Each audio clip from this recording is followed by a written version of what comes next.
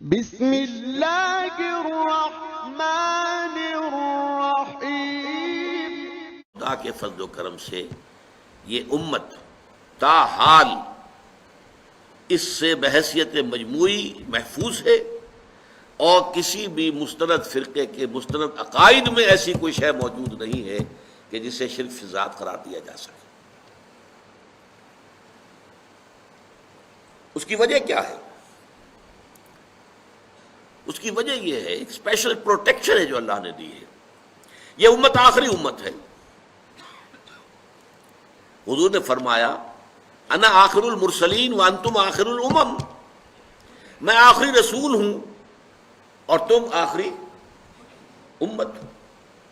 اس امت میں فساد ہو جائے بحیثیت مجموعی تو اس کا علاج کون کرے گا؟ آ کر اب کوئی نبی تو آنے والا نہیں ہے، لا نبی بعدی، انا خاتم النبیین لا نبی بعدی۔ تو اللہ تعالیٰ نے پروٹیکشن دی ہے، خاص محمد الرسول اللہ کی ذات گرامی کو پروٹیکشن دی ہے۔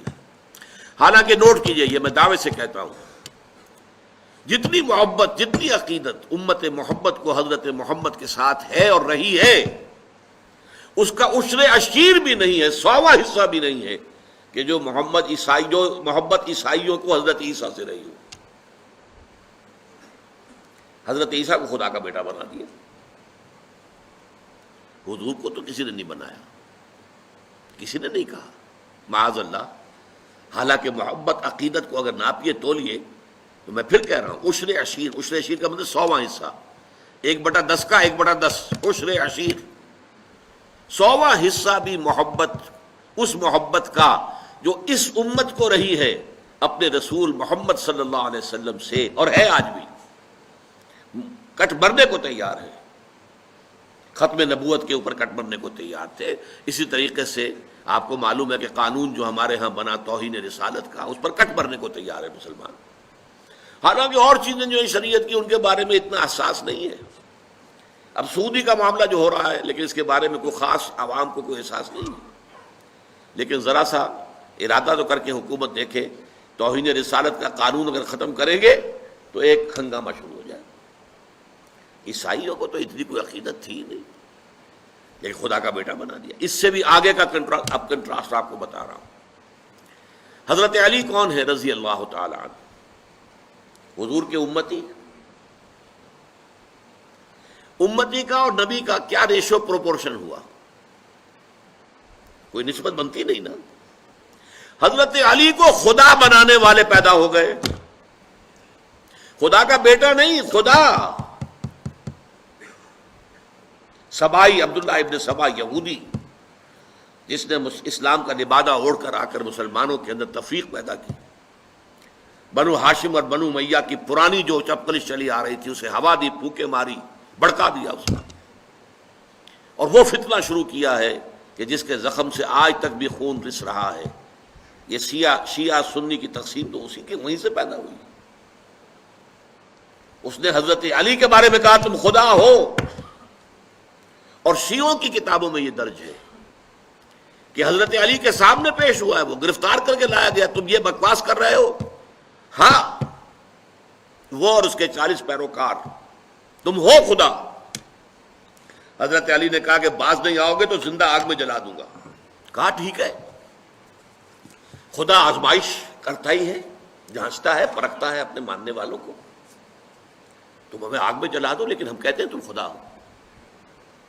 حضرت علی نے عبداللہ ابن سبا اس کے 40 ساتھیوں کو زندہ آگ میں جلوایا۔